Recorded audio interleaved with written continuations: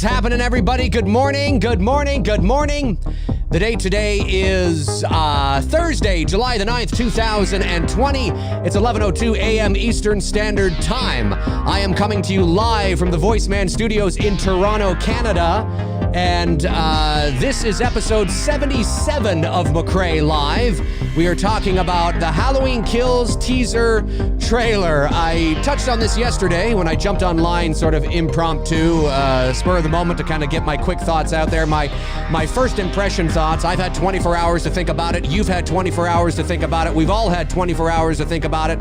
So let's sort of just see how we're all feeling. How are we feeling? Of course, Halloween Kills has been delayed until October the 15th, 2021, until next year. That was the official news that came down the pipe yesterday. So it is official, ladies and gentlemen.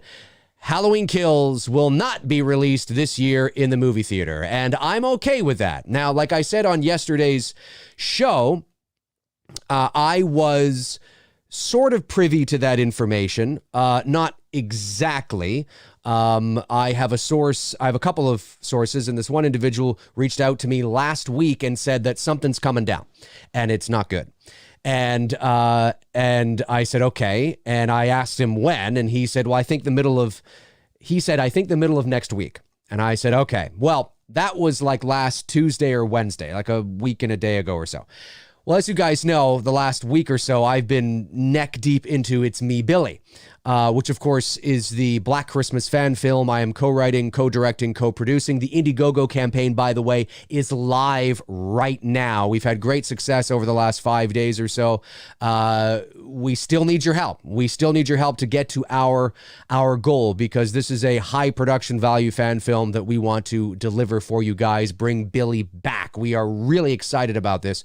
So the Indiegogo campaign is live, and of course, everything that surrounds that takes a lot of work. Last Thursday, I was driving all day looking at location. We had a meeting with this particular location, and then, of course, there was the launch and all this, and I totally forgot about it. I was so busy doing all of the It's Me, Billy shit, and there's a lot of stuff to do when you're producing a movie of this sort of level, and although it is a short film, there's a lot, and we're sort of wearing many different hats. You know what I mean? We're location scouts, we're producers, we're directors, we're writers, we're casting directors. And so there's a lot of work that needed to be done. And I totally forgot about it. And then when I started to see sort of the tweets yesterday morning, some people were sharing some things that something's coming. I was like, oh yeah, oh shit, I wonder if this is it. And sure enough, it was official. It was made official on my mom's birthday, which was yesterday. Now, again, my mom has passed away. She passed away almost 10 years ago, but nonetheless, so again, I didn't know exactly what the news would be, but I knew something was brewing. And as I mentioned, I didn't want to step on here and talk about it because I wasn't 100% sure. And I don't like just sort of stirring the pot. I'm not all about just views here at all. I couldn't care less. I mean, in case you haven't noticed, there's a lot of things I talk about that I know is not going to get a lot of views that nobody gives a fuck about, but I care about it. And if you like it, well, that's great. So I didn't want to do that. I didn't want to set any expectations that may not have come to be, but it did, which is crazy. But not surprising, and I'm okay with it. I'm okay with it. I'm really okay with it. Like I said yesterday, I am okay with it because sometimes the not knowing is worse than the knowing. And you know what? It's all right. We got another 15, 16 months or whatever it is to talk about it. Now, there were some super chats that came in yesterday. It wasn't an official show I was doing, so there were some super chats that came in yesterday afternoon that I did miss. I will be getting to those in a couple of seconds here before we jump into your questions. And the super chats that are going to come in today. But they did release a teaser trailer. They sweetened the deal. They released the teaser trailer. I said on the broadcast yesterday, I'm going to say it today. The teaser trailer was, and this is my opinion, obviously, when I look at it, it's fine. There's nothing, and people will be like, but Dave, didn't you like, where's my little but Dave here? I have a but Dave somewhere. Here we go. But Dave! You know, and they're all like, and I'm just like, it's 30 seconds of nothing. There's literally nothing in that. Now, I'm not, hey, listen, anybody from Blumhouse, I'm not coming down on you. It's not personal. I'm not saying it's a shit teaser. No, it's actually a very good teaser. It is the epitome of a teaser. It's great, but there's not a lot of meat on the bone. There's nothing really that excited to, you know, but Dave, she said, let it burn, let it burn. And I'm like, well, yeah, I know she said that, but you want to know my thought on that? I didn't think she was talking about Michael Myers at all. Now, could she be talking about Michael Myers? Yeah, she could have been, right? It. But my first instinct was not to go there. And the reason for that is because it's not in line with what her character was introduced as saying in the first movie. Because in the first movie, she says, I've been waiting for him. He's been waiting for me. And I often always said, like I said ad nauseum, the writer should have written it as, it's been waiting for me. I've been waiting for it. I've been saying that. Now, did they course correct and have her say, yeah, maybe they did, but it would be sort of strange all of a sudden she's saying it instead of him. You know, I think that should have been established from the very beginning, but that doesn't mean you can't do that. And maybe that is, or maybe it's a double meaning, right? It means the house, it means Myers, but it didn't impact me on any sort of level. Me, I'm talking about me. Look, if it impacted you, that is amazing. That's awesome. But my first thought was not, oh, it, she said it. And no, it's because the fucking house is on fire. Let it burn. The house, let the house burn. That was my first thought. That was my first thought. You know, yeah, seeing what looks like Hawkins' body, you know, in the road, that's cool. That's more than likely foreshadowing. I don't think it's necessary to show Hawkins at all if he's truly dead. I think what is more than likely going to happen is there'll be a scene in the movie where, you know, the camera will be tracking along, maybe Hawkins' body, the rain is teeming down, it's kind of quiet, right? And, you know, and the camera's tracking along, and then we get to his face, and you see the blood all over his face and everything, and all of a sudden he goes, and it's like, oh my God, he's alive, right? And then you just cut right there. You know, you don't need to show you don't need to show anything else. Now, you could, if you want to sort of, well, you could maybe have a neighbor or somebody out going, oh my, hey, oh my God, are you okay, buddy? You know, and then you can cut right there. You literally don't need to show anything else because Hawkins at that moment can be wheeled into the hospital and he's alive. So I think that, you know, and again, I'm not saying that's how it plays out. I have no idea. But looking at that, I would assume that, yeah, showing Hawkins, what looks like Hawkins, probably a bit of foreshadowing there. But the most interesting part of the teaser for me, because the rest of the teaser is pretty straightforward, pretty just what you would expect. And they deliver the teaser on a day that they're delivering bad news. So it's great PR. It's great PR. That's what you do. That's what you do. Hey, you know what? We're going to deliver a bomb here. People are going to be very upset. So we're going to sugarcoat this with some nice icing. That's what they do. It's great PR. It's business. It's business. And I'm not saying they don't care about the fans. I'm just saying that it's a great move. Yeah, that's what you do. So, but I think had this teaser trailer been released, like, I actually find the featurette they released last Halloween far more interesting. Far more interesting. There's much more to look at. There's more to speculate on. You know, there's some great behind the scenes stuff. I find it and found it much more interesting. This was a great teaser. There's nothing wrong with it. There's nothing wrong with it in and of itself. It's a great teaser. But it's pretty just rudimentary. I mean, it's just kind of, you know, not a lot there to get excited about for me. You know, it's pretty standard. It's pretty 101. You know, we know Laurie's, it's not like, oh my God, she's in the back of the truck now. No, we know she was going to be, oh my God, we know, but the fire truck. Yeah, well, I assume the fire trucks would be going to the house. I mean, we know that's going to happen. It's just, for me, I'm like, yeah, they ticked the boxes for a 30-second teaser. And it's good. But there's nothing that, you know, I just think some people, I guess I was sort of surprised by some people's reaction to my reaction to the teaser. I didn't say I hated it. Yeah, you did, Dave. You said you hated it because you didn't love it. It didn't blow you away. You weren't sitting there going, holy snap and crap. And it's like, well, This is where the lack of nuance in the world of fandom exists. But anyway, I thought it was fine for a teaser. But the most interesting part for me was the very end with the shot of Michael where he turns a little bit and we're just about to see the left side of his face, our right. And you can see that the mask is burned. The mask has taken in some damage. And that's cool. I thought that was cool. I was like, oh, that's cool. That's a nice image to end on. A nice image to end on. And end on after the title, right? So you see the title, and then you see him, and then October 15th, 2021. It's like, that's good. It's good. It's good. It's great.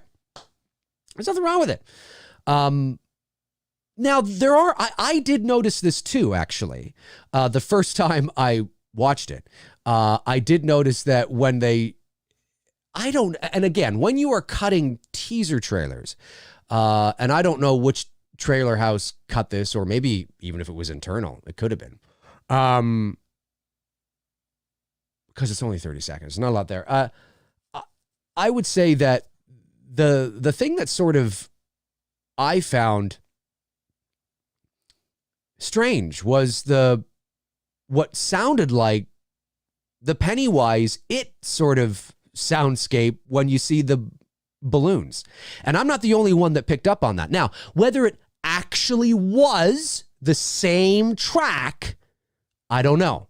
It may have just sounded similar. They're mixing and mastering. I do mixing and mastering for a living. So I can tell you that depending on how it was mixed, if you were to remove the other layers of the mix, the rain, the air sound, the wind, if you were to remove all that and just leave whatever noise that is in there, you might listen to it and go, oh yeah, no, it kind of sounds similar, but but not really. But mixed in, with everything else, it kind of sounds that way. And I think that when you place something that sounds similar and you have balloons on screen, the power of suggestion is incredibly strong. So, you instinctually, you naturally go, oh, it. If the balloons weren't there, I think that would pull that back a bit. Because I'll tell you right now, like, basically what I'm trying to say is that if it actually is the It music with the balloons, that's fucking stupid. Why the fuck would you do that? That's just dumb. It's just dumb. It's a completely different universe. It's a completely different movie. Pennywise does not exist in the world of Michael Myers. But maybe he does. Oh, that would be cool. I'm sure somebody out there is thinking that. But so I think it's more than likely that it's a piece of soundscape that sounds similar. It's got a similar sort of vibe to it. There's a lot of things like that you hear when you are, there's a lot of things that are like that. And I think that when you place that against balloons, well, then the power of suggestion is incredibly strong. And then you suddenly, I doubt it was, no pun intended. Yeah, but I mean, there just really wasn't, but didn't you like the mood I'm like, yeah, but guys, I mean, how many times have we been burned before? The job of a trailer, the job of a teaser is to get you excited. It is a well-produced, well-put-together little 30-second teaser. But I'm not going, holy fuck, this is going to be amazing. I mean, it may be. I may walk into Halloween Kills and go, or walk out of Halloween Kills and be like, holy fuck, that was great. That was great. I loved it. I want it. I want to love it. I do. I don't go into these types of things wanting movies to fail or wanting trailers to be bad. I always want movies to be good. But am I a tough sell? Yeah, you're damn right I'm a tough sell. Yes, I am. Not because I'm a contrarian or not because I'm trying to be a tough sell. It's genuinely how I feel.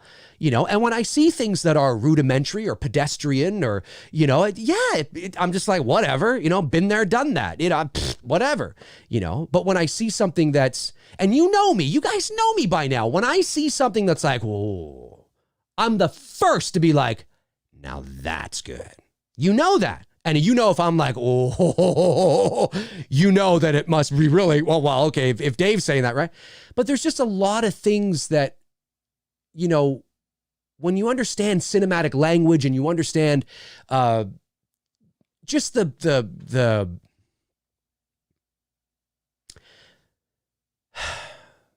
business of getting people excited.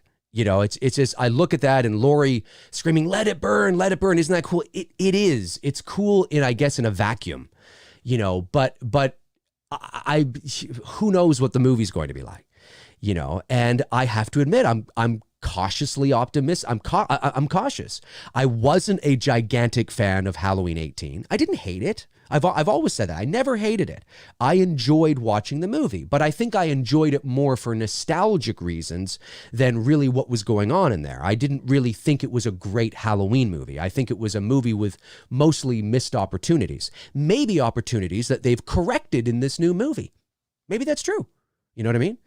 But at the same time, we also know that this is a very violent sequel. And like I said on yesterday's program, you know, I mean, that concerns me. Now, maybe that gets you excited, and that's great. There's nothing wrong with that. What the kind of fucking world would it be if we all had the same taste? Boring, man. Boring. And as long as nobody, you know, tries to tell you that you're shit for thinking that, you know, whatever, right? I mean, I'm a theatrical guy. I'm a theatrical person. I'm a performer. I'm an actor, you know? So, I mean, you know, I'm always going to be theatrical when I talk about things I don't like, because it's just who I am. But, you know, at the end of the day, if you love the things I don't like, there's nothing wrong with that. There's nothing wrong with that at all. And, but it does concern me as a Halloween fan, not as a Halloween purist, because it's not without merit. When you tell me that this is the same Michael Myers from the original movie, I expect certain things. And they're not unrealistic expectations. Like, well, you're telling me it's this guy. It's not Michael from Halloween 6. You're telling me it's Michael from Halloween 1.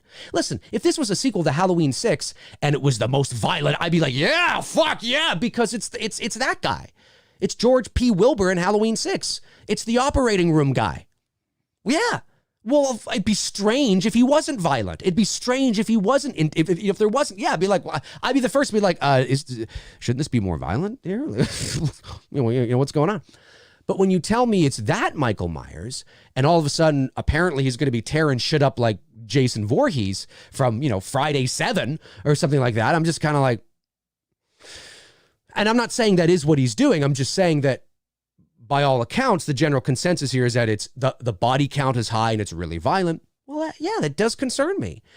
Not because I don't think that there should be violence or that I don't think that the body count should be high. It's all in the execution. I've always been the first one to say that. It's always in the execution.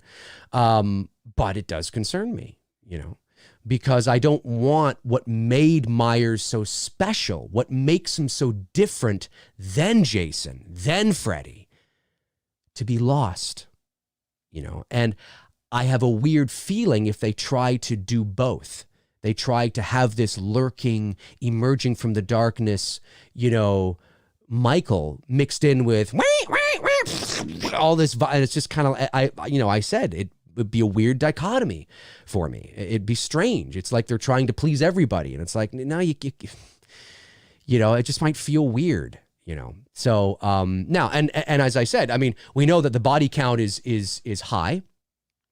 Now, like I said on yesterday's program, it's important to note that you know, in a 90-minute movie, let's say, or a 110-minute movie, let's say there's 30 people that die. You're not going to have the time to milk every one of those kills.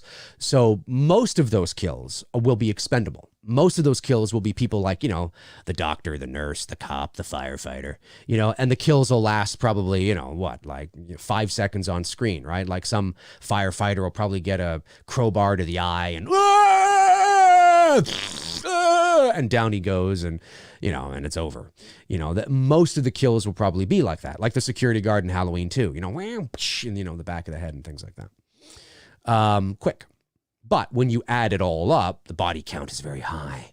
You know, now where the kills will probably be more nuanced and milked a bit more and lingered on will be people that matter, people that you care about, you know, like Brackett or Marion or Tommy, Lindsay. I'm not saying they die. I'm just saying that if they were to run into some serious life-threatening trouble, that's where you would probably find the more nuanced approach. But because you don't care about Nurse Becky down the hall, you know, all right, just stick a shotgun through her and away you go.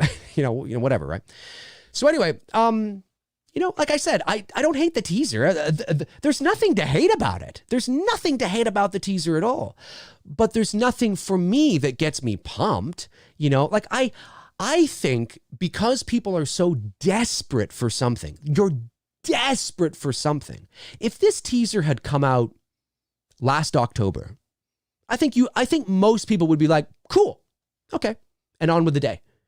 But I think because most people are so desperate for something that it feels bigger and cooler than it probably actually is on its own, released at another time, because we were supposed to have a full-length trailer by now and a poster, right? There's nothing, literally nothing. So they throw you a bone. They give you 30 seconds of really nothing, really. A couple little things that are kind of cool, right? And people are losing their minds. And and again, are there people out there that genuinely think it's the greatest? Oh, it's fucking amazing. Yeah, okay, and that's great.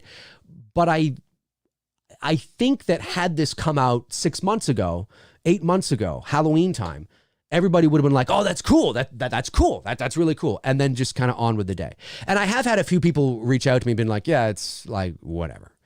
You know what I mean? And some people actually, I don't feel this way because it's great PR. It's great business. But some people are actually, some people have reached out to me upset that Blumhouse did this. Some people have said it feels patronizing. It's like, yeah, here. So we're going to delay the movie for another fucking year. Here you go. Here's a little 30-second teaser. Like not even a poster, not even this. And I don't feel that way at all because I completely understand what they're doing. But there's some people that are taking it really personally. There's a lot of Halloween fans out there, man, that feel really serious about this stuff. It's like life to them. And it's like, wow, like they're just writing scathing tweets. And, I'm just like, dude, like, calm down, man. It's okay. This too shall pass, as they say. Anyway, that's how I feel about it. But I would love to know how you guys feel about it. But first, let me go to yesterday's super chats that I did not answer. So we got Bloodshot 1990 says, I'm super pissed they gave us a teaser. That's kind of funny. We're just talking about that. I'd rather have no expectations than have my heart teased and broken into a million pieces. Kill me now. Bloodshot 1990, buddy. There you go. Billy Joyner says, good to see you, Dave. I hope you are doing well. I am. I will be donating to the It's Me Billy campaign this week, and I'm super excited about it. Thank you, Billy. Really appreciate that, man. Thank you so much for doing that. Again, folks, we need your help. There's a lot of time left, but we need your help. We need your help. We want to bring Billy back in a really cool way. It's going to blow you guys away. If we can raise our production budget, trust me, it's going to blow you guys away. And again, it's not always about people dropping bombs on the higher tiers. You can raise these budgets when a lot of people buy like a Blu-ray. You know what I mean? So it's really all about a lot of people buying the smaller tiers because that's usually how these campaigns are funded. Of course, I wouldn't shy away if anybody wants to drop a bomb either, of course. That is very helpful. Let me see here. Intel Wild from yesterday says, bring Billy back in 2021 with H kills. Win-win. Oh, there you go. Intel Wild follows up with, might have to go hard into the paint on a certain perk, Dave. You know what I mean? Billy, Intel, man, you may have to do it. Got to lead by example. Intel follows up again with, let's make sure I'm still on here. I am. Okay. I'm always worried that something's going to happen. Okay. Let me see. Scroll back here. Intel, okay, got that one. Brandon Barry, super chat. Thanks, buddy. Says, Dave, what does this mean for Halloween Ends 2022? Yes, more than likely. Yeah, Halloween Ends will be released in 2022. Southpaw 82 says, now some a-hole has a year to leak everything. Well, it's already out there if you know what to look for, unfortunately. Tom Ferreira sends a super chat. Thanks, buddy. Says, if a major character does die, who do you think will bite the bucket? Well, I think it will be somebody, out of all the returning legacy characters, I think it will be somebody that is more expendable, like a Brackett, because Charles Cyphers is older now, so it makes sense from a writing standpoint. Marion as well. If you're going to kill one of the two kids, like Tommy or Lindsay, I say you take out Lindsay as opposed to Tommy. Tommy's more intense. integral to the overall circle of the whole story. So, you know, maybe that. Yeah. Lonnie for sure. Lonnie's going to kick the bucket. He's the most expendable out of them all, I would say. I'd be very surprised. I think him and Tommy will have made up, and then he'll die. Maybe he'll die sacrificing himself to save Tommy. Maybe that's going to happen. I don't know. I have no idea. I'm just putting my writing cap on and thinking about that. Okay, let me see here. Check the bucket. And then David versus Goliath from yesterday. A chance that Kills leaks online. Would you watch it? Would I watch it if it leaked online? No, I don't think I would, because I guess it all depends on what the quality's like. You know what I mean? If the quality's stellar, like it's 4K quality, of course, that'd be taken down like that. But, you know, I mean, but I'm not going to watch like a half-ass somebody filming their TV kind of shit. I'm not going to watch that. No, not at all. And Neil Rook, that's from yesterday. So, okay, we're caught up. Awesome stuff. Let's go over to the chat room now and see what you guys are doing for today. Let's see here. Some super chats did come in. Intel Wild says, loving the orange hoodie, Dave. Thank you. Yes, I think since we were talking about Halloween, I thought it was festive to wear this. Intel Wild follows up. Thanks, buddy. Says, I don't know if you remember a while back, I told you I put your trick or treat motherfucker on my phone for notifications. Now I put the It's Me Billy poster on my wallpaper and it looks so good. Oh, thank you so much. Intel, man, you are a great, committed, passionate supporter of the channel, dude. And I cannot tell you how much I appreciate your love. You know, it's amazing. It's just so awesome, dude. That's great. Tom Ferreira retracted his message. Maybe it was the one you asked yesterday, perhaps. If not, ask again. Feel free. Anthony Stanfield says, do you think the Myers head turn was Nick Castle? No. Oh, at the end of the teaser? No, I'm pretty sure that was James. Intel Wild sends another super chat, says the teaser was dog shit, Dave. Just say. No, I didn't think it was dog shit. No, dog shit? No. Halloween 5 is dog shit. Halloween Resurrection is dog shit. This teaser was a good first teaser. There just wasn't anything in there to get me overly excited. I mean, it's not that there's nothing bad in it. Like, don't confuse, oh, Dave's not excited about the teaser to Dave fucking hates the teaser. Dave thinks it's a shitty teaser. It's an awful teaser. That's not what that means at all. It's not what it means at all. I just simply thought to myself, okay, yeah, cool. All right, on with my day. That was it. You know what I mean? And the coolest thing for me was just at the very end with the head turn, you got to see the side of the mask a little bit. Todd Fayer sends in a very generous super chat. Thank you so much, Todd. Says, hey, Dave, fellow producer on It's Me, Billy. That's right, Todd Fayer. Todd, my man, Todd, going hard into the paint, has become an associate producer on It's Me, Billy. Dude, we love you. Amazing commitment and supporting us, man. I mean, dude, we're excited. We're excited, man. We want to bring this to life. Says, hey, Dave, fellow producer on It's Me, Billy. I was wondering, since Halloween Kills is delayed another year, do you think fans will worship the movie more until it comes out? Because when it comes out, it will suck like age 18. Yeah. For those of you that don't know, Todd is a very outspoken on how much he does not like Halloween 2018. And that's fair. I think Todd hates the movie more than me, to be honest with you. But you are allowed to not like it for the reasons you don't like it. And of course, Todd will also be on Two Dudes and Some Bullshit in the future because he chose the associate producer package as well. Yeah. Todd, you're funny, man. Let me see here. And do I think... Well, I think people are just excited. I think it's another 15 months or so for people to be excited and speculate, and there's nothing wrong with that. I want Halloween Kills to be good. Now, I have certain expectations going into it that now that David Gordon Green has done his movie, I've often said this, I've said that what is probably going to happen now is because David Gordon Green has done Halloween 18, there's probably a freedom that they feel now to be able to do Halloween Kills. They don't feel as restricted because they're doing a sequel to he's doing a sequel to his own movie. Now, it's still a sequel to the original because it's in a, linear timeline here, but is a direct sequel to his own movie. So I think he probably feels that the creative liberties that he can take are more than what he could take on Halloween 18. So I think that, yeah, I think you are going to see things that are maybe not in line with what you want. But I'm sort of ready for that now. I'm kind of like, okay, it is what it is. It's going to be more like Halloween 18 than it ever will anything like Halloween.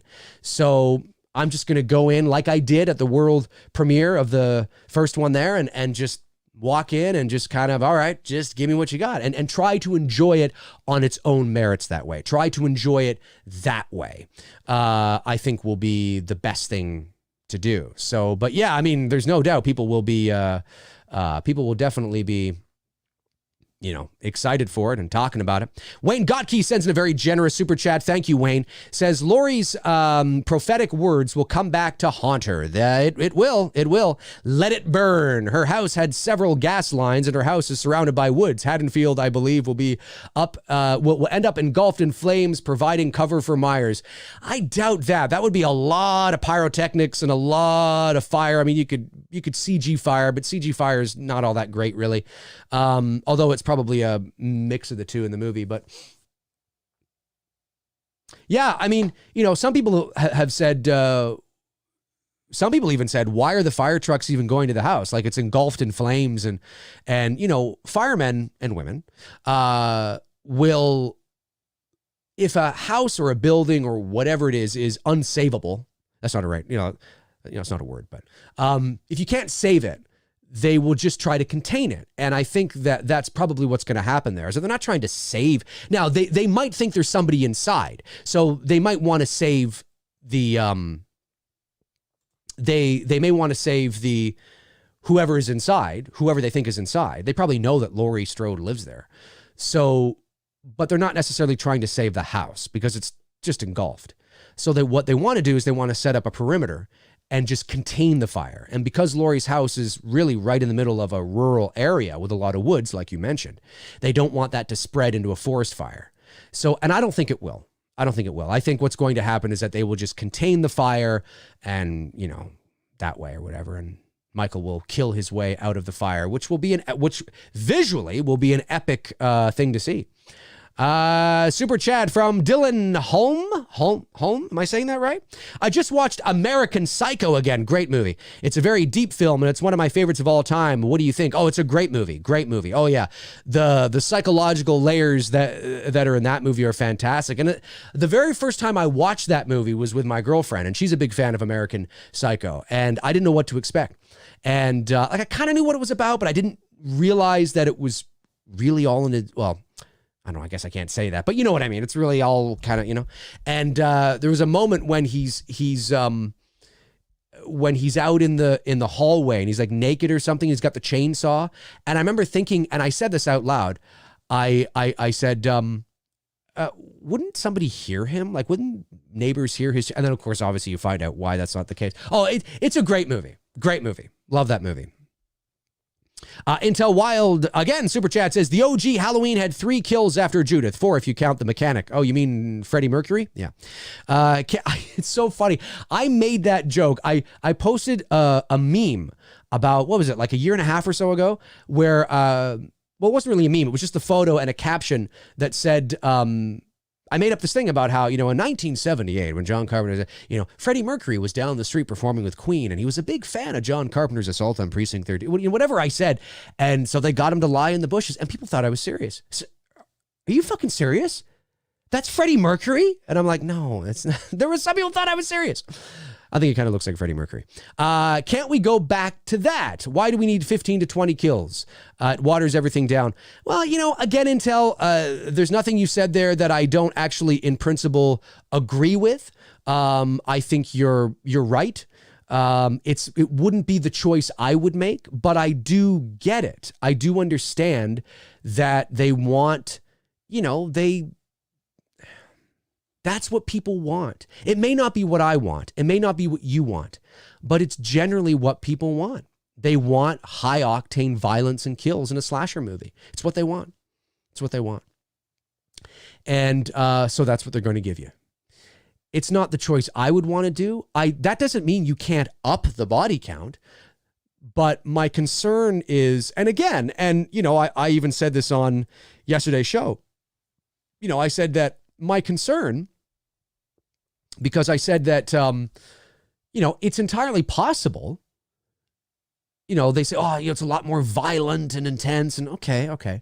But that doesn't necessarily mean it's gorier or it's bloodier. I mean, you can have a lot of violence, a lot of intense violence, and not have gore or blood. I mean, that can happen. Now, it is rated R, so there probably is going to be quite a bit of blood.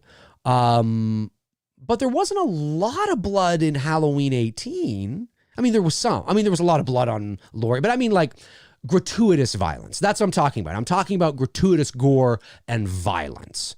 You know, where it's just like, you know what I'm talking about? There wasn't a lot of that. I liked the balance that they tried to do, like I always say, with seeing the end result of the kills. I thought that was creepy. It's bloody, but you don't actually see the kill happening. You just see the end result. And it always leaves me going, what the fuck? Wow. Like, I know a couple of first responders, and, you know, I've talked to them. And, you know, and when you watch like those real crime shows and things like that, like imagine being, and maybe there's a couple even watching now, but imagine being a first responder, whether you're a firefighter, paramedic, cop, you know, whatever, and you come on a crime scene and you walk in and there's blood everywhere, and you see the body of somebody, and they're like stabbed, like, you know, 36 times, whatever. It always gets me. It always makes me go, man, imagine walking into that. Like, no wonder a lot of these first responders, you know, need, you know, psychological help with some of the things that they see, you know. It's wild. And that to me is often more eerie and frightening than seeing the act take place. You just walk in and it's like, oh my God, what happened? What are we dealing with here? That's creepy. That's eerie. Am I the only one that, like, and I appreciated that, even though there were some on-screen kills, I appreciated that approach to Halloween 18. I found it to be sort of a nice balance. Like, you got your blood, you know, you got your gore, but it wasn't gratuitous, you know? So, but in Halloween Kills, with a name like Halloween Kills, I mean, obviously they're probably going to up the ante and, you know, away you go. So, I mean, I don't know. It's going to be crazy, but I don't know. I have no idea. Let me see here. Let me see. It would just be crazy. I would think it would be eerie. I think it'd be very eerie. Very eerie. I don't know if you guys feel that way, but I would. Okay, super chat. Boy, you guys are on fire today with your super chats. Okay, so let me see. Tom Ferreira sends in a super chat and says, I always thought, I lost you there, Tom. Where'd you go? Hang on. I'm going to get back to you. There we are. I always thought of Michael Myers as a guy who's just there to mess things up, no matter how in the most casual way possible. Well, I think that's true. I think that, like I said on yesterday's program, that usually when you see gratuitous violence or you know, usually those are, and again, it's a movie, it's just a movie, but, you know, if we want to talk about this realistically, usually those types of crimes are crimes of passion. So it's personal, you know, like if a woman is found dead in her apartment and she's stabbed 36 times in the chest, that's probably not, you know, an opportunistic crime. You know, it's probably not somebody that it's probably the boyfriend or the ex-husband or, you know, the guy at the supermarket that has befriended her and she thinks is creepy. And like, I mean, it's usually that kind of thing. Michael Myers, from what we've seen from that first movie, because that's the only one that's canon here now, don't forget that. You can't, at least, well, that'll probably be out the window now with Kills, but certainly when we were approaching H18, that's what I was thinking. Like, the only one that is canon is the first movie. So I should be able to see some character continuity carried over. And although James Jude Courtney did an amazing job at being Michael Myers, I just think there was a lot of missed opportunities. But anyway, so Yeah, I think Michael is sort of that kind of a character. He's not going to stand there and stab somebody 400 times, or even chop off somebody's head, or he's not going to do that. He's going to, let's not forget, in the first Halloween, he strangled everybody. He strangled everybody. We don't know if he he didn't strangle Judith. We don't know if he strangled the mechanic, but Bob, Linda, and Annie, he all strangled before he killed them. Think of that. He strangled Linda with the phone cord. He strangled Annie, and then with the knife. And then he strangled Bob, picked him up and impaled him through the door. He strangled everybody, and it felt more real. It felt like, well, that's what you would do. And because he's got such brute strength for a guy his size, fuck shit just got real. Now, you don't want to have him strangling. I get it. You want to sort of move on, but you don't need to have, listen, as much as I do enjoy Halloween 4 on its own merits, you don't want to have, you don't need to have him impaling somebody with a shotgun, through them. Like, that's just, it's not, it wouldn't happen. It wouldn't happen. You couldn't take a shotgun and impale it actually through somebody. You could blow a hole through them, but you couldn't impale it. Anyway, I agree with what you're saying, in principle, I do. Reese Wilson sends in a very generous super chat. It's Australian money. I have to figure out what that would be here, but it looks generous. It's always generous, my man. It says, hey, Dave, for the channel, we'll be donating to the It's Me Billy campaign very soon. Reese, you are amazing. Thank you, Reese. Thank you so much. Listen, guys, I'm telling you, we worked really hard on that teaser. We worked really hard on the Indiegogo campaign. We worked really hard on the casting. We've hired a DP who is amazing. He's a 2-time CSC, Canadian Society of Cinematographers. He's a 2-time CSC award nominee. He's the real deal. He's a legit professional working in the film industry here in Canada. Great guy. Bruce has known him for years. He's excited to shoot this movie. We are going full tilt. It's a short film, but it will be professionally produced and shot. And we just couldn't be more excited, but we need your help. We need to raise the budget, and anything you guys can, no matter how big or small, is greatly appreciated. And yeah,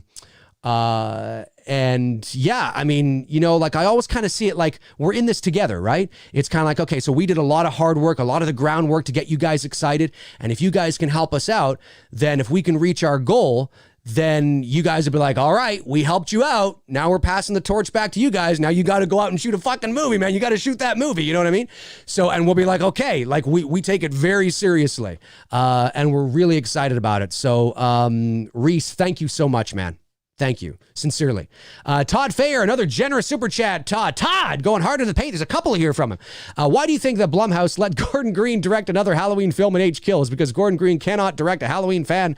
It is not Pineapple Express. Maybe Gordon Green could go to directing school.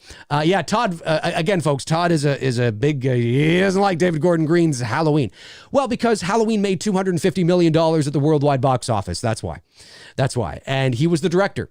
And if it ain't broke, don't fix it, Todd. That's what they're thinking. It's money, money, money, money, money. Dylan Holm. Again, I hope that's right. Thank you for the super chat. Says, I've got to return some videotapes. I've got to return some videotapes. It's in quotes. Is that what's that from? Is that a quote from something? Or actually, it's in single quotes. So maybe you're just emphasizing it. Help me out, Dylan. Todd Fayer, again, generous super chat, man, says they should have made H18 after the events of Halloween 2 to keep Myers and Laurie brother and sister, still because them not being brother and sister has ruined the franchise. Well, a lot of people feel the way you do.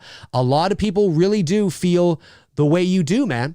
Again, the brother-sister storyline never bothered me, but I am, as you know, a Halloween purist. I'm a big fan of the original intent of the character. And it is unnecessary. There are a lot of people that say, no, the brother-sister reveal in Halloween 2 is completely necessary. And it actually isn't. Now, I understand why Carpenter wrote that.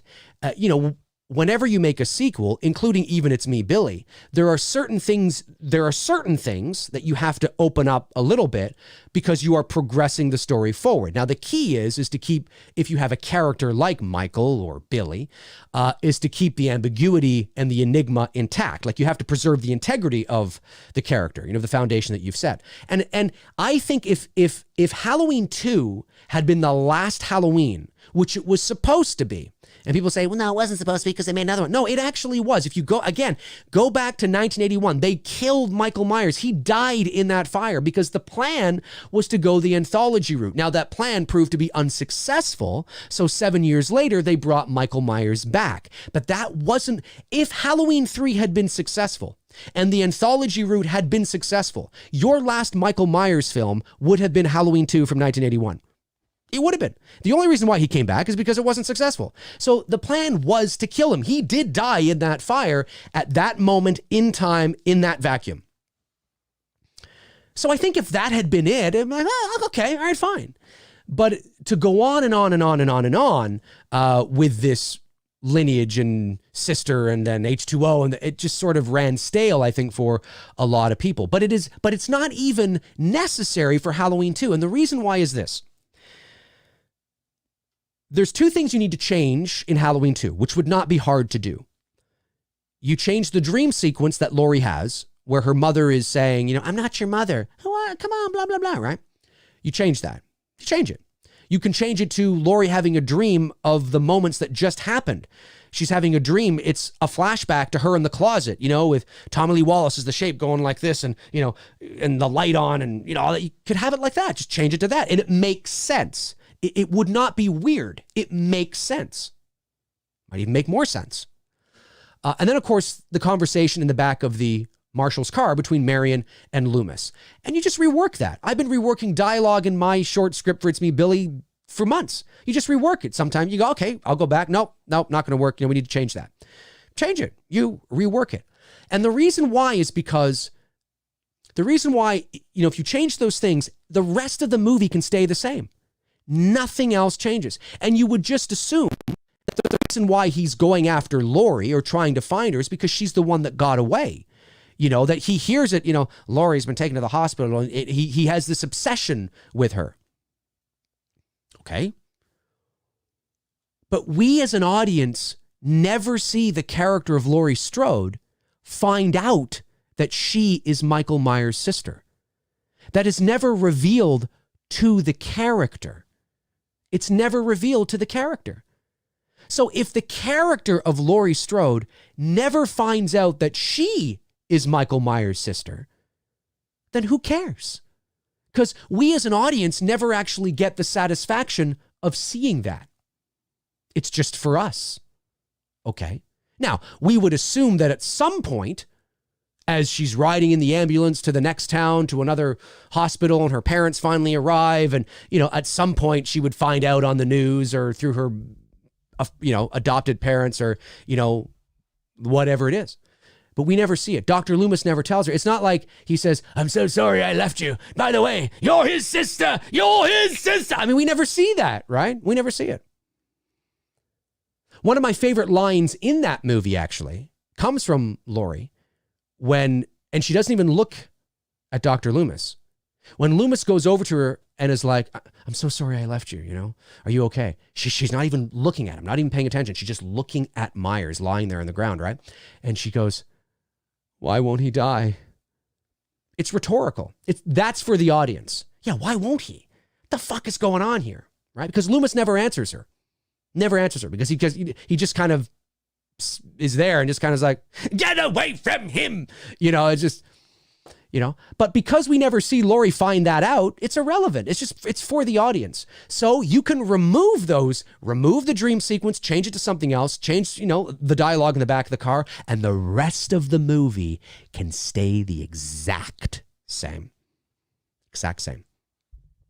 So I don't know why I went off on that tangent of course, Dave on a tangent? No, impossible, man, impossible. We were talking about May 18th, event the brother. Oh, right, yeah. The brother-sister thing we were talking about. Todd, I went off on this thing. A lot of people feel the same way you do. A lot of people feel that that the character of Lori and her PTSD wouldn't even be like it. You almost need Halloween 2 and all the shit she went through in Halloween 2 to help sell us on the fact that she's this crazy hermit obsessed with Michael in H18. A lot of people feel that way. A lot of people feel that, it's not that you wouldn't, okay, I know your friends were murdered, you found their bodies, there was this guy, but there are some people that feel that it's not enough. So you're not alone. You're not alone. Let me see here. Lots of super chats coming in. You guys are amazing. Tim, is the K silent? Tim Knopf? I don't know how to pronounce that. Knopf? I don't think it's Knopf. It's probably silent. Let me know, Tim. Just watched Black Christmas for the very first time. Oh no, what is he going to think? Thought it was very good. Okay, cool. Enjoy the character of Billy. Unsettling is the best way to describe him. I could not agree more. It's important to remember, folks. I mean, if you have not seen the original Black Christmas from 1974, go watch the original Black Christmas. It's free on, is it free on Tubi right now? The app Tubi. It's free there. You can go watch it. It's free on YouTube as well, but the quality will be better on Tubi.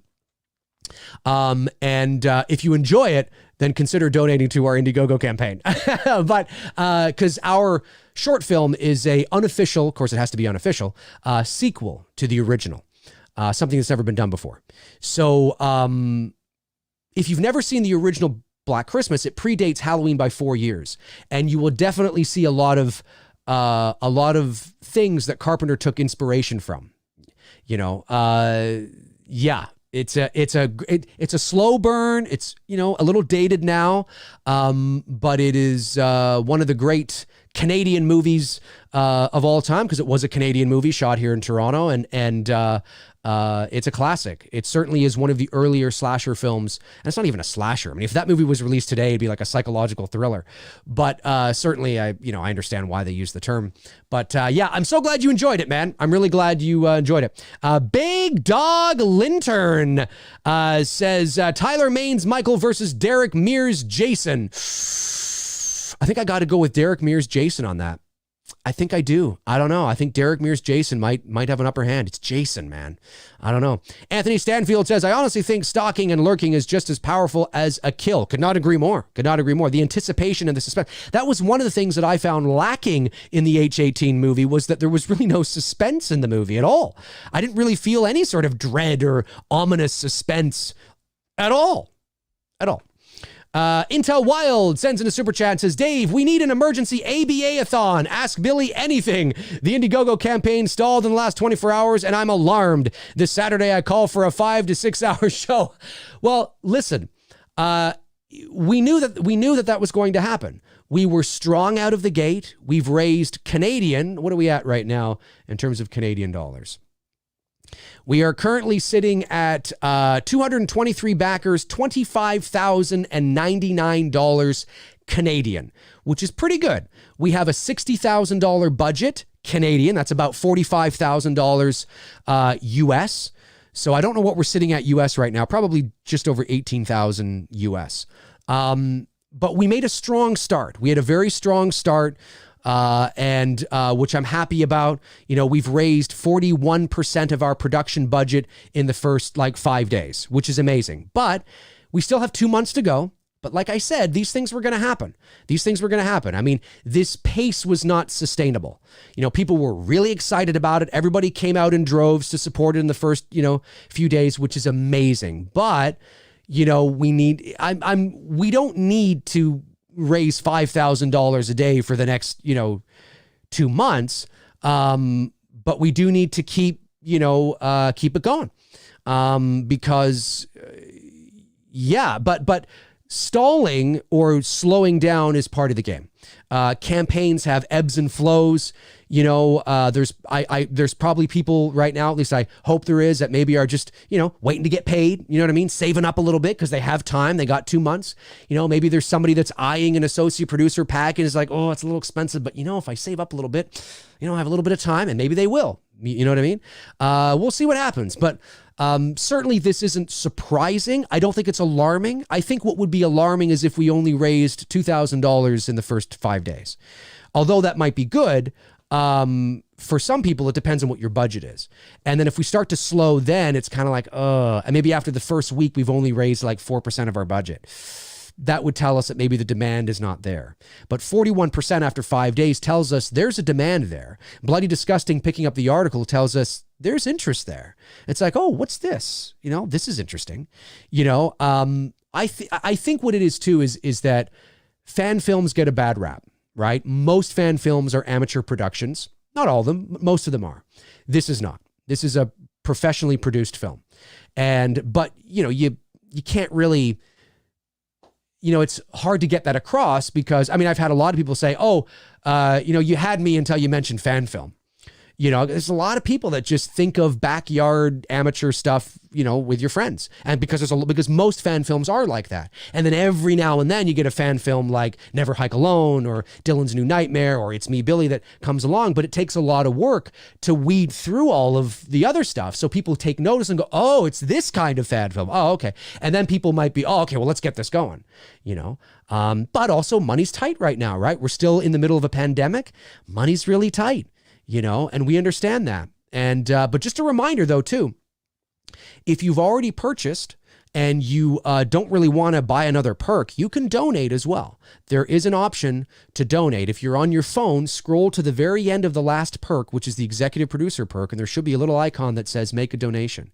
And I think the smallest donation you can make is $2, which somebody did the other day. And I was like, that's awesome. That's fantastic. It's $2 more than what we had. You know what I mean? And I think you can go all the way up to thousands of dollars. But you can make a donation too. You know what I mean? And maybe you have a bit of extra cash. You know, anything helps. Anything helps. But we definitely will be doing the It's Me Billy-a-thons. And we'll be getting Bruce on and Victoria and Shelby and Malika, our main actors. And we'll try and get Greg on too, who's our DP. He's a busy dude. But we'll do it, man. We will do it. It's going to take a lot of work. It ain't easy. It ain't easy. And I said that. I said to everybody, I said, things are looking really good here in the first few days, but I said, let's not get overconfident. You know, there's no way that this is sustainable. The only way that it would be sustainable is if hundreds of people bought a Blu-ray, which is possible. I got 21,000 subscribers. If 500 people bought a Blu-ray, that's like $4,000 right there. You know what I mean? But there's a lot of people that can't afford it, or don't have an interest. I mean, look, there are people watching me right now who will watch after the fact and be like, listen, dude, I hope you do it, but I really don't give a fuck about it. I don't give a fuck about that movie. I hope you succeed, but I don't care. I don't care about Black Christmas. I don't care about Billy. Don't care. Not going to support your campaign. Not personal. It's not personal. I just don't care. There's a lot of people that might feel that way too. You know, they hope we raise it, but a lot of people just don't give a fuck. You know, hopefully more people will give a fuck, you know, because it's something that I want to do for all of us, for us horror fans and Black Christmas fans. Let me see here. Until Wild follows up with Dave. Could you and Tony do a two dudes watching the OG Black Christmas? That would be classic. We did at Christmas time. We did it. You got to scroll back and watch it. Will we do it again? We might. The K is not silent. The last name is Kanoff. Oh, okay, cool. Tim Kanoff. Thank you, Tim. Appreciate that, buddy. Oliver Mercer sends a super chat, says, hey, Dave, with Halloween 2 dream sequence, could you chance that scene with your equipment there? Could I chance that scene? Like, with Halloween 2 dream sequence, could you chance that scene with your equipment there? With my equipment? Like, could I make my own version of it, you mean? Well, I probably could, but I'd have to, I see what you see. Could I? Okay. Yeah. That's easy to do. Anybody could do that. There's a lot of people that could do that. Yeah, to rip the actual footage from the first movie, switch it out to her having that kind of a dream. That would be easy to do. Very easy to do. Oliver Mercer says, I have a really, and thank you again, buddy, for the super chat. I have really been pushing some concept posters of It's Me, Billy, that I mashed up to help me on Facebook and Instagram. I saw that, man. I saw that. Very cool stuff indeed. And then Sucks Films, I think I'm down to the last super chat here. Sucks Films says, hey, Dave, which film do you think will have a harder task pulling off an effective ending? Halloween Kills or Ends? Buzzing for It's Me, Billy. Cheers. Well,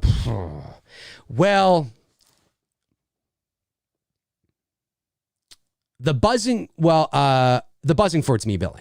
I mean, Halloween Kills already has buzz, and it's a major Hollywood film, right?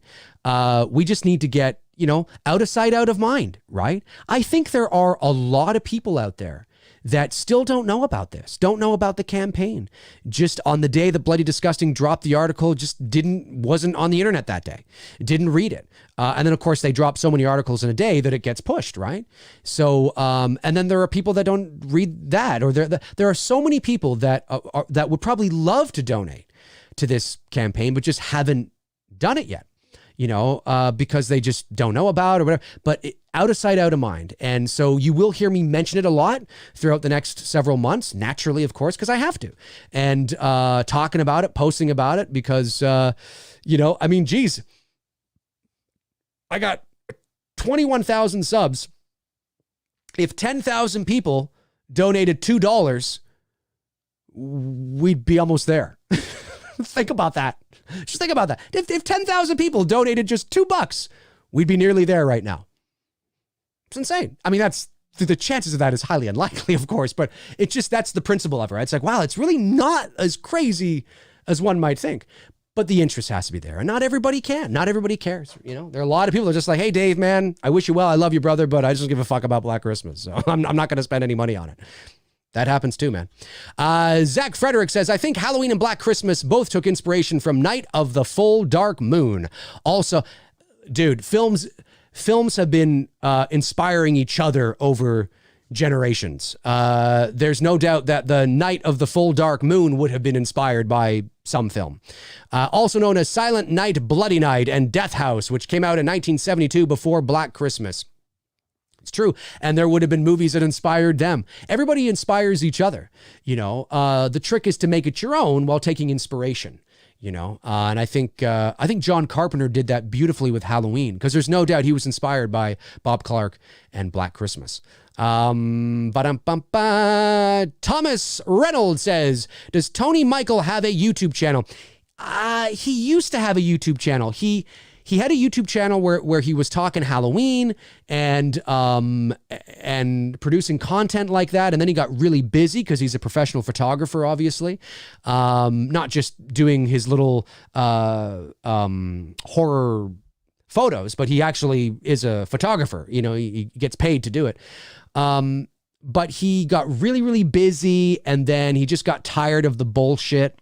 It's just not worth it. He got tired of producing content for free that nobody appreciated. Not nobody, but some of the shit that you get when you have a YouTube channel. So he just like, fuck this, not worth it. It's not worth my time. Like, I don't need this, but we became friends that way, and love the guy. He's cool and great insight, passionate film guy. And then we just decided to do the show together. So pretty cool stuff. And we've never met in person, but one day we will. We definitely will one day. Just got to get those borders opened up. Let's see here. Super chat comes in from Justin Simonson. Thank you, Justin. Says, waiting on my check tonight to donate to It's Me, Billy. Amazing, man. Amazing. I sincerely mean this, and I'm not kissing anybody's ass. I sincerely mean this. The fact that we have, and again, of course we've slowed down. That's going to happen. But the fact that we raised 41% of our production budget in 5 days is fucking insane. That's insane. You guys are amazing. I sincerely mean that. Bruce and I were talking privately off camera about this. And it's not that we were choked up, but we were like speechless. We were like, it makes us more excited to deliver for you guys. It makes us more like, yeah, fuck yeah, let's fucking do this. Like, that's what it makes, like, you know what I mean? Because we know what we've got. We know the type of movie we're trying to produce. And so, dude, like, amazing. We really appreciate it, man. If Michael gets shot in the face and rose back up, is that a supernatural for that character? Well, yes and no. I mean, here's the thing. When Tony Moran, at the end of the original Halloween, gets shot, I know a lot of people have said that he gets shot in the face. A lot of people have said that he gets shot in the face. I never saw it that way. I never saw that he got shot in the face. I almost saw it like it was near him or something, and he was like, whoa. That's kind of how I always read it. I never saw it like he just got like point blank right in the fucking face.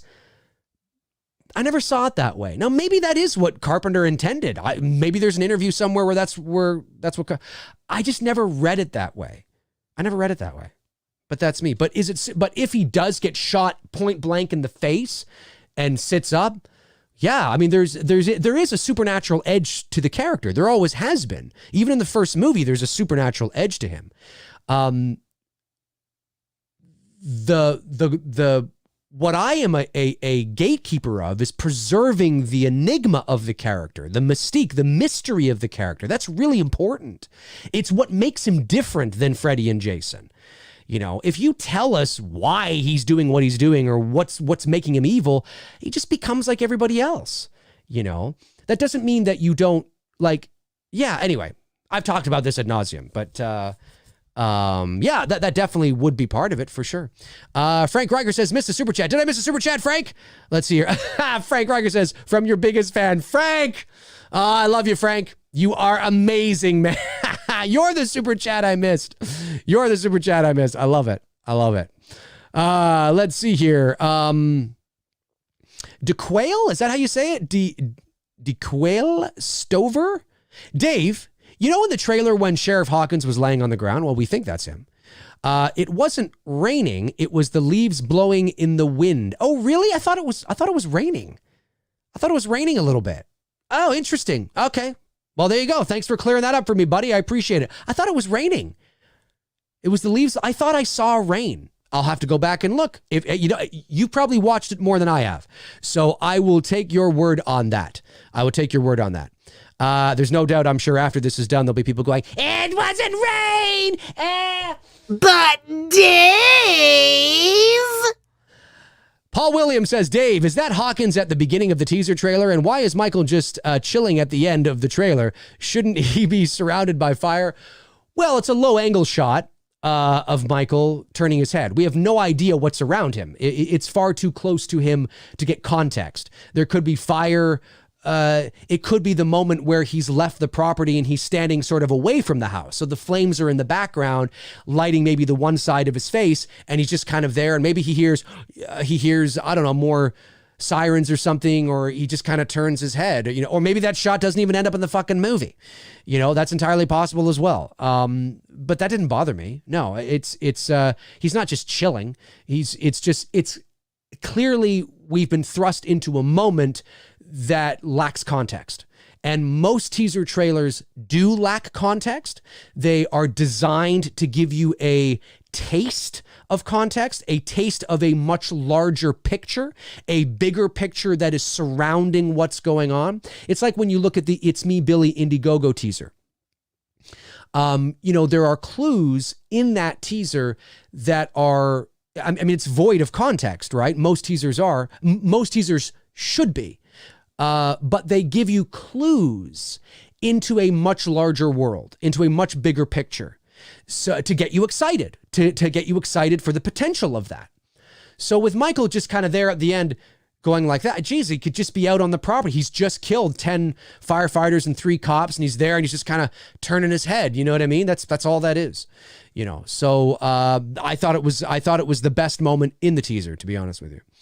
Let's see here. Johnny T says, Dave, would it make sense to use clips from the edit room floor, still plot related, but not in the movie, as to not give away anything in a teaser, or is that not allowed? Well, no, they do that all the time.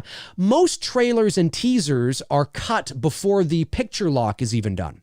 So it's not that, and again, it's not that it isn't, but if you go and watch a movie where a scene appears in a trailer or a teaser that does not wind up in the actual product, it's not necessarily because they're trying to gyp you. They're trying to, you know, put one over on you and it's false advertising. What more often than not, what happens is that these trailers and teasers are cut before the picture lock is even done. Now, it depends on the movie. Some movies are more complicated than others. Assembling a picture lock of Halloween Kills would be a lot easier than assembling a picture lock of Star Wars, you know, or a Marvel film. There's a lot more visual effects shots, and there's a lot more compositing and a lot more shit that goes into a picture lock, and that just simply means means that the picture is locked. It's done.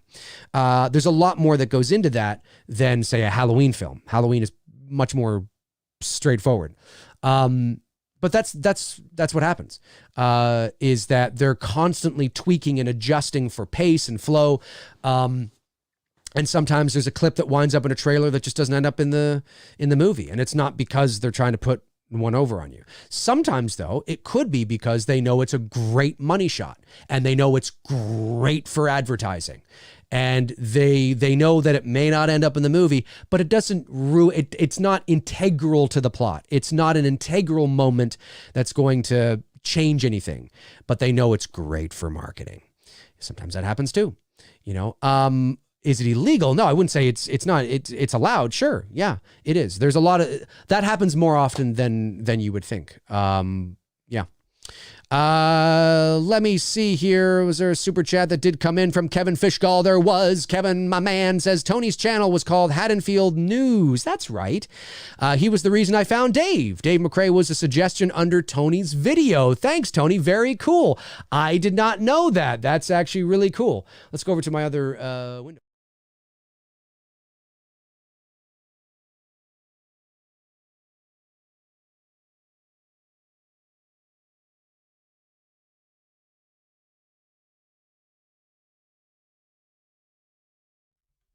That's so strange. I wonder why there was no audio there. It says I got my microphone up. Hang on a second. Let me try this thing again. Just give me 1 second here. I know, the audio. 1 second. I'm just going to go back over there because I got that. Yeah, I got that click. Let me just try this one. See if this makes a difference. Blah, blah, blah, blah, blah, blah, blah, blah. How do I sound? Do I sound okay? No echo. Everything's good, no echo. For some reason, it wasn't working when I clicked over. I just want to make sure that I sound okay. Just give me a thumbs up and say, yep, you're good, you're fine. Oh, there's an echo. Great.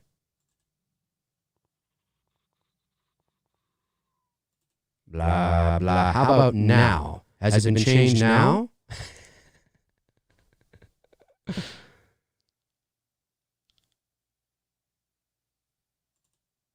Still not okay.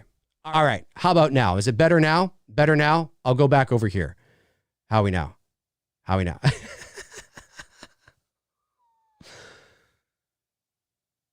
Oh, it's still this. Better. Good. Yes. Okay. All right. Good. Okay. I don't know what was going on that other window.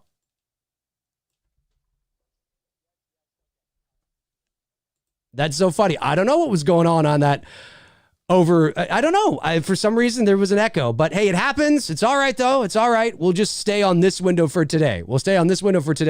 And I'll figure that out for tomorrow's show. Hopefully. Anyway, very strange. Crystal Lake Counselor 1977 says, Dave, Lori had years to plan the fire trap. It never concerned her that the fire department would actually respond, as Loomis didn't know Lori was Meyer's sister. How did Michael know? Well, I don't know. I don't necessarily think that. I mean, who knows? Who knows? It's why it's unnecessary. I didn't, again, I think people read so much into stuff. I didn't take the moment where Lori was saying, no, let it burn. Like she's surprised there's the fire. She's just emotional. She's in shock. She's emotional. She's injured. She may even be on death's door. Could be mortally wounded, or on the verge of, it's a heightened state. She's there. She's, no, oh God, that, it's like, oh, that's right. Like, no, let it burn. Ah. I don't read it as she's shocked. Oh, the fire department's what? The fire department? Oh, man. Oh, come on. God, I didn't even think about that. Fuck. God damn it. That's not how I'm interpreting it at all. So I don't think that was the case. I don't think that was the case. In my opinion, anyway. Let me see here. Hans Gruber says the fire department is in the Thorn cult. Oh God. Bernie Madow. Madow.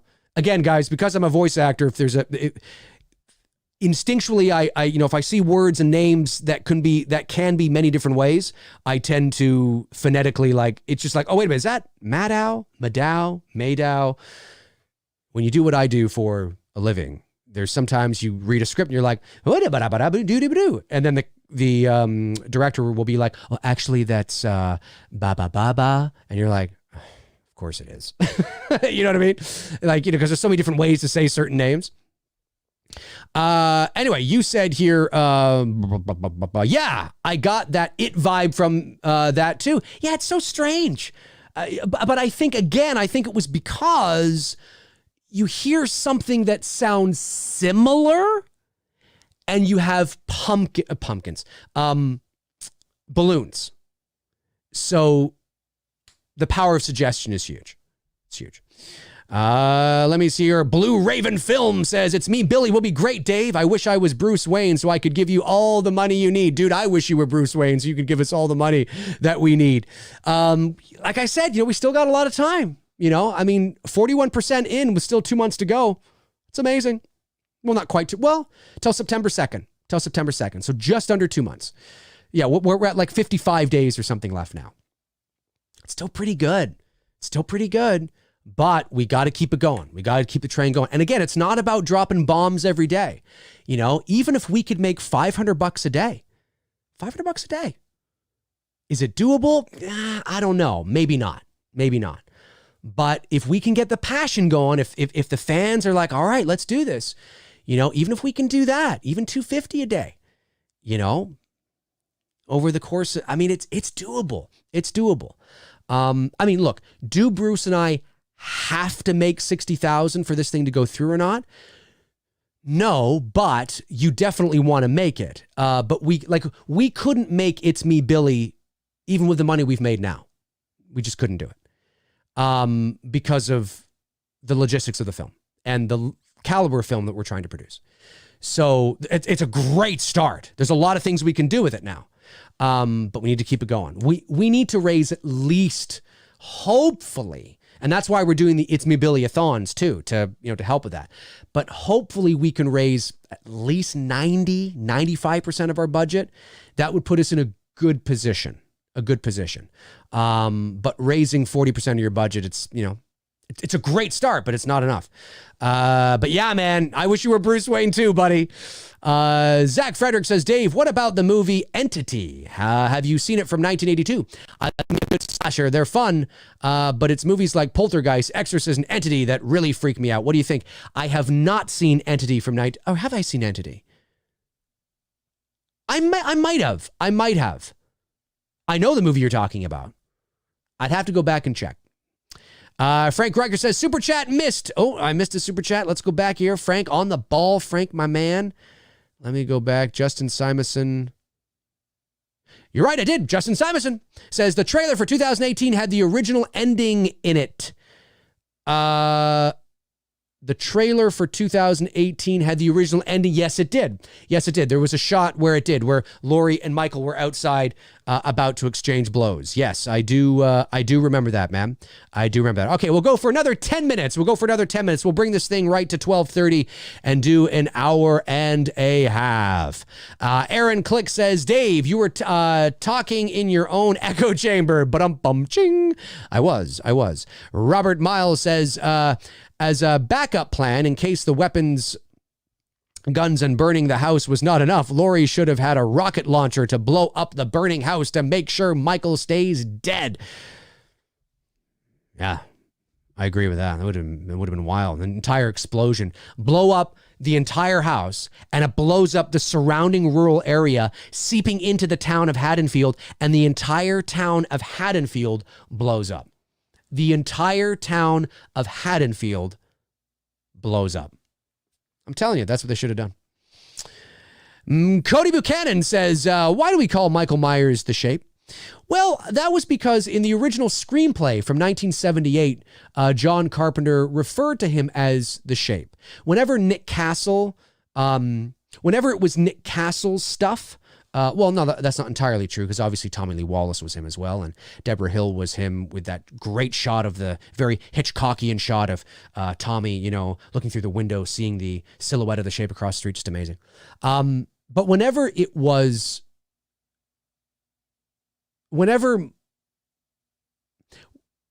beyond Tony Moran, he was credited as Michael Myers, albeit incorrectly because it was Michael Myers, age 23, and that was a mistake.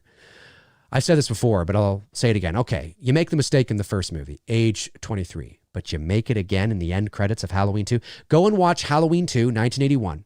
They make the same mistake. Michael Myers, age 23. I'm like, there's 3 years between movies. What the hell was going on? What kind of crack were they smoking? Okay, you make the mistake but you make it again? Anyway, beyond that, he was always credited as the Shape in the script. He was never referred to as Michael Myers. He was referred to as the Shape. And the reason why they referred to him as the Shape is because Carpenter wanted a description of the character of Michael, how he wanted something that paints the picture of something or someone that dances between two realities, dances almost between two dimensions. You know, it's like he's there, not there, right? Think you see him, you don't see him. You know, emerging from the darkness. You know, he's the Shape. He's not, is he human? Is he not? You know, he wanted a word that described when you're reading the script to help as you're reading the script, rather than just saying Michael Myers or Myers emerges from the darkness. Myers steps behind the bush. Michael steps behind the bush. It doesn't sound as eerie, and as it doesn't paint the picture that you need for the original intent of that character. And so that's why he was the Shape. He was always referred to as the Shape, and he's even referred to as the Shape in the end credits, I believe, as well. So that was really important to the character of Michael Myers. Blue Raven Film says, the teaser trailer for It's Me, Billy gave me chills. Thank you. I'm so glad it did, because that was the intention. That was great audio for the phone call, and Billy in the chair singing the rhymes was eerie. Yes, indeed. Yeah, no, we spent a lot of work on it. It was shot, of course, at not here at my place, but it was shot over at Bruce's place, and that's not where the movie's going to take place, by the way. Guys, I wish I could show you the location of where we're going to shoot this movie. I wish I could. I will eventually. It will come out. We're holding off on the moment. No, it's not the original Black Christmas house. We did try to secure it. I will say this. We did try very hard to secure the original Black Christmas house. It does still exist, yes. That movie was shot here in Toronto. The house is not too far away from me. It is a heritage house now. It's a big home. It was never a sorority house. It was always a private residence, and beautiful home on a private street with other gigantic, beautiful homes. But it's a private residence. And we went down there, and we wanted to speak to the owners about potentially doing this, but they had no interest. They had no interest whatsoever in anything we had to say. So it's unfortunate, but it's their private residence, and we understand that. So unfortunately, the original Black Christmas house will not be in It's Me, Billy. However, we have a location that will blow you away, that will take its place fine. And we will reveal that as the campaign moves along. But we're so glad that the teaser gave you chills, because that's what it was supposed to do. It was all mixed and mastered right here in my home studio. Bump in the Night Studios, I like that, says he is the same age, 21. They just screwed it up in the credits. Yeah, no, that's right. That's right. But my point is that you screw it up in the credits once, okay, but you make another movie 3 years later that's supposed to be the same night, and you screw it up again. Like, nobody, even in the movie, Dr. Loomis says, Michael Myers is 21. I'm thinking, yeah, but in the credits, make sure it says 23, just so we have a fucking. It's my Dr. Loomis drunk. which is so weird. I was like, okay, I get it. Okay, you make a mistake, but you make it again? It's kind of weird. The Movie Fanatic says, Dave, what do you think of Dick Warlock's portrayal as the Shape? I always thought he was too robotic. Well, I mentioned this before. I'm fine with it. It's fine. Halloween. I really missed 2 super chats already. They must. Why am they not showing up? You're right. I did. I missed more than that. I got him, Frank. Thank you so much. I love that you put those big red angry faces because it really gets my attention. So keep doing that. And Tabitha says, gotta go, guys. Bye, Dave. Take care, Tabitha. Really appreciate it. Really appreciate your support. I'm fine with it, but I do think he should have been, it would have been nice if he had just walked. He doesn't necessarily even have to walk like Nick Castle. Just walk and it's fine. The robotic zombie walk, a lot of people like it, but yeah, I do understand why some people don't. But I don't really care about it at the end of the day. It's fine. I like his, there are things that Dick Warlock does that I do really like. Reese Wilson sends a super chat and says, have you found it challenging to establish the relationship between the 3 main leads in It's Me, Billy? Great question. With it being a short film, or is it more contingent on the chemistry between the actresses? That is a great question. And I would say that it's a little bit of both. Obviously being a short film, you don't have a lot of time to create, a relationship. So the chemistry between everybody and it's really all about the believability in the performances. And that was one of the things that was very important to us when we were casting, and why we cast these 3 leads, Victoria Miro, Shelby Handley, and Malika Henney, is because, as you've heard me say, I believed their performances. So when you see them on screen, and the table read, if the table read is any indication of what the chemistry is going to be like on screen, I think we're in good hands. You have to believe that these characters have been friends for a long time, and you are just sort of thrust into the middle of their lives on this particular day. There's not a lot of time for exposition. Is there exposition in the movie? Well, of course there is, because we got to bring people up to speed. It's a sequel set, 50 years later. There has to be some exposition in the movie to bring some people up to speed. But the chemistry hopefully will feel genuine. It feels, I believe this. It doesn't feel shoehorned in. It feels like this would be naturally happening. And so far, so good. So far, so good. But it's a combination of both. It's a combination of both. It's a combination of finding the right actors and in the writing as well. SPC Bird 3171993 sends in a super chat and says, hey, Dave, I love your channel. I love you too, buddy. He says, do you think Lori will die in Kills? Also, I have a podcast where I talk with guests and would love to have you on. Well, reach out to me through my Many Things page, and we'll see if we can make it happen. I can never guarantee podcasts and shows because of how busy I am, so I never want to say, yes, let's do it right here live. Because that's not fair to you, and it's not fair to me because I may not be able to commit until at a later date. But certainly don't feel free to reach out to my Facebook page, Many Things Dave Mcrae. The link is in the description. I will either see it or my assistant will see it, and we'll maybe see if we can make that a reality, but I can never promise anything. Let me see. But thank you for supporting the channel, man. I really appreciate it. And then, of course, there's a super chat down here from Anthony T. Thank you, Anthony. He says, why would he, Michael, not be the same age in H2? It happens on the same night. Well, it's a mistake. It's a mistake. Why was he not 21 in Halloween 1? At the end credits of the first Halloween, it says Michael Myers, age 23. That's a mistake. In the end credits of Halloween 2, it also says Michael, age 23. It's a mistake again. I just find that very, very strange. David Petway says, what do you think they'll do if the theaters aren't at full capacity by next year's release date? Or if some theaters close their doors for good, like a couple have around where I live? I don't know. It all depends on if there's a second wave. It all depends on what's going to happen with the pandemic. I don't know, man. I would say that I don't know.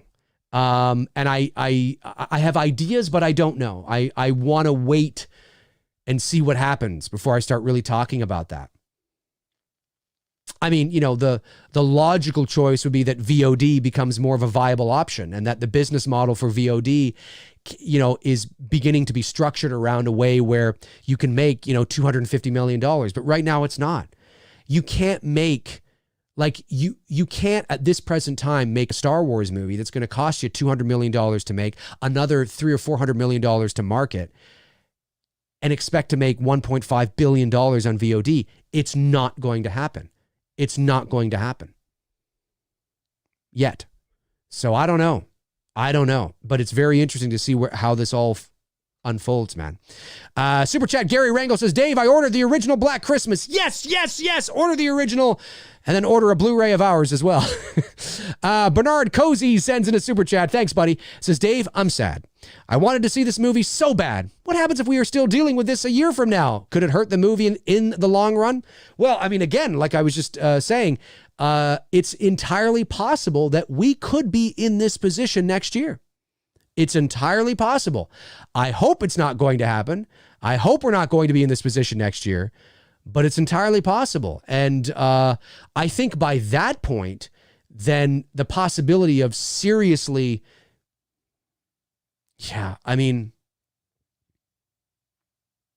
it's almost unbelievable to think that we would be in this position this time next year. There's part of me that's like, no, come on. You can't be. Like, the economy would, we would be in another depression. There's just no way it's sustainable. But then again, the U.S. likes to print their money. That's what the Federal Reserve does. Fuck it, we'll just print more money. We'll just bail people out and just start handing out money.